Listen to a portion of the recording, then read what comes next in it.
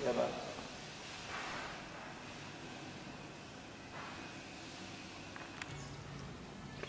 Pertama memang anjurannya untuk meramaikan masjid.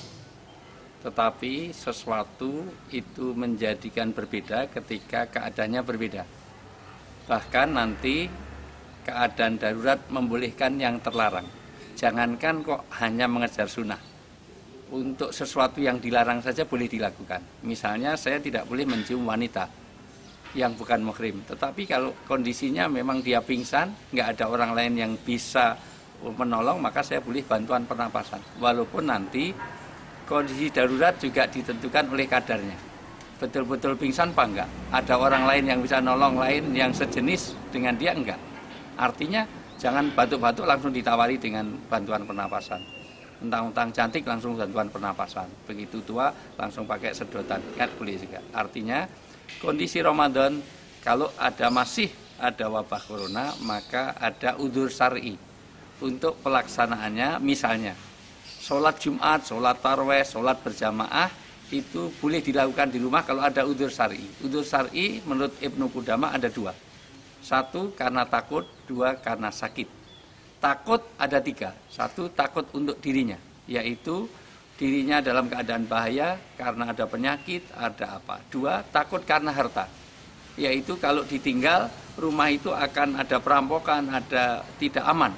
Ketiga, takut karena keluarga, yaitu kalau ditinggal pergi, ditinggal haji, ditinggal umroh, ditinggal ke masjid, kok ada orang tua yang sakit yang harus ditungguin, maka wajib hukumnya dia nunggui orang tua.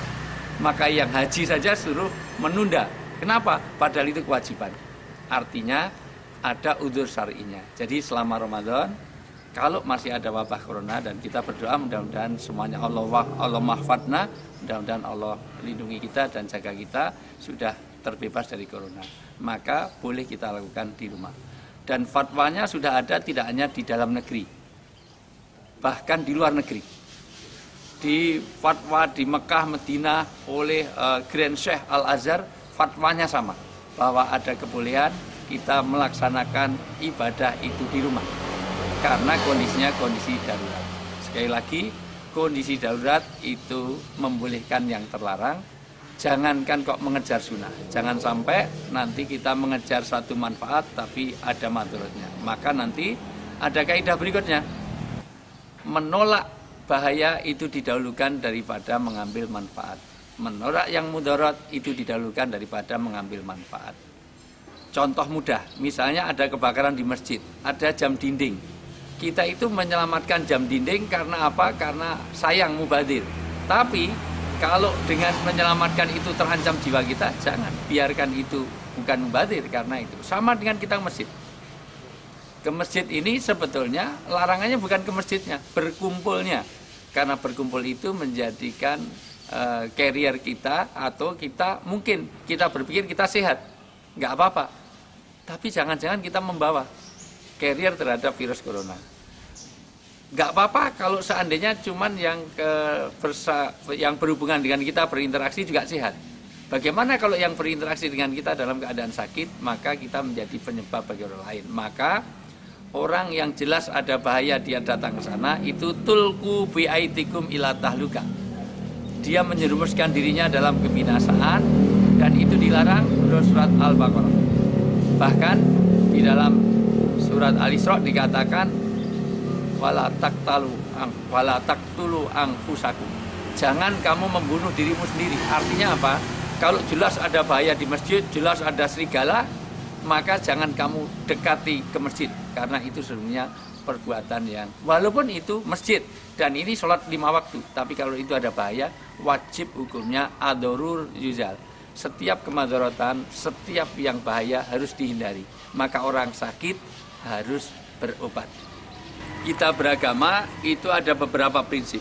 Prinsipnya salul afiyah ba'dal yakin, kamu harus minta sehat setelah punya iman. Lah meminta sehat itu ada usaha lahir, usaha batin. Usaha batin saja tidak cukup kalau tanpa usaha lahir. Misalnya cukup berdoa saja enggak. Dalam hal virus corona kita juga berdoa, tapi jauh lebih penting juga selain berdoa juga kita harus menjaga kebersihan, kesehatan, bahkan social distancing. Jangan sampai kita hanya doa tapi tanpa ikhtiar, tanpa usaha. Doa tanpa ikhtiar itu juga tidak dibenarkan secara agama. Ya Allah minta anak, kamu udah kawin belum? Belum kawin kok minta anak. Kawin juga, jadi minta anak ya, tetapi nikah juga. Jangan sampai hanya minta anak tapi tidak mau kawin. Oh, tapi Allah mah segalanya. Nyatanya ada orang hamil tanpa nikah. Jangan mulai itu. Di dalam pepatah Arab dikatakan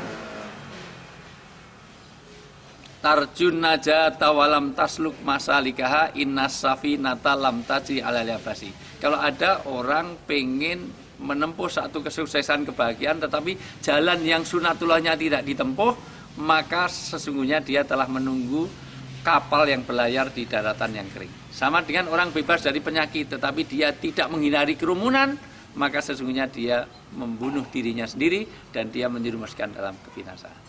Maka di ibadah di bulan Ramadan, maka seluruh ulama sudah sepakat, tidak hanya di dalam negeri, bahkan Grand Sheikh Al-Azhar, bahkan fatwa orang-orang Saudi yang jauh lebih capable, jauh punya kredibilitas daripada kita, dia hafal, tidak hanya hafal Quran, 7 kitab hadis semuanya dihafalkan, beliau tahu tentang kondisi itu. Meskipun fatwa itu juga nanti ada kaidahnya. Fatwa itu boleh diikuti kalau satu memang yang memfatwakan satu kredibel, dua bahwa kondisinya betul-betul memang objektif. Siapa yang tahu keobjektivitas? Satu pemerintah, ulil amri, kedua pada bidangnya.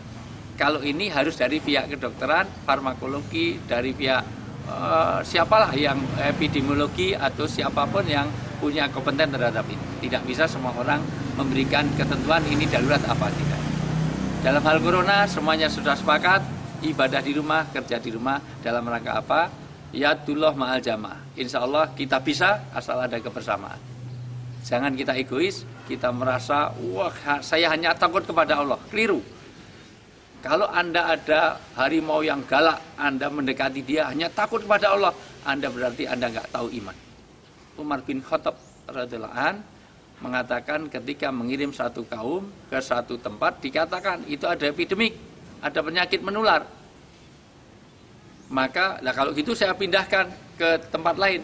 Jadi rombongan dakwahnya tidak ke sana, di tempat lain. Maka ada sahabat lain mengatakan, ya Umar kamu nggak percaya pada takdir.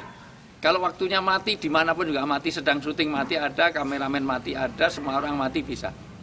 Maka kata Umar bin Khattab, untuk ibadah yang sangat ditekankan betapa pentingnya orang sholat Jumat, betapa pentingnya berjamaah di masjid 5 waktu. Sampai-sampai hadisnya sahih, Bukhari dan Muslim, NU dan Muhammadiyah sepakat bahwa itu sahih. Padahal jarang loh NU Muhammadiyah sepakat. Tapi dalam hal ini sepakat bahwa berdatang ke masjid untuk sholat berjamaah itu ditekankan betul, sampai-sampai hadisnya kalau ada seorang yang dengar azan tidak datang ke masjid tapi tanpa alasan yang dibenarkan, tidak ada udzur syar'i, maka saya kumpulkan anak-anak kecil untuk membakar rumahnya. Bayangkan kalau hadis ini dilaksanakan, insya Allah di antara kita nggak ada yang punya rumah, sudah dibakar semua rumah. Artinya apa? Untuk sesuatu yang penting saja, fatwa Majelis Ulama untuk menghadiri sholat berjamaah di masjid, sholat Jumat, apalagi taraweh yang itu sunnah, maka dimaklumi dan kita ikuti fatwa Majelis Ulama Indonesia dan juga fatwa dari orang-orang yang punya kapabilitas, kredibilitas di dalam otoritasnya jelas untuk mengeluarkan fatwa, yaitu pelaksanaan sholat taraweh boleh di rumah. Dan Rasulullah sendiri sebetulnya hanya 3 kali sholat di masjid sebetulnya.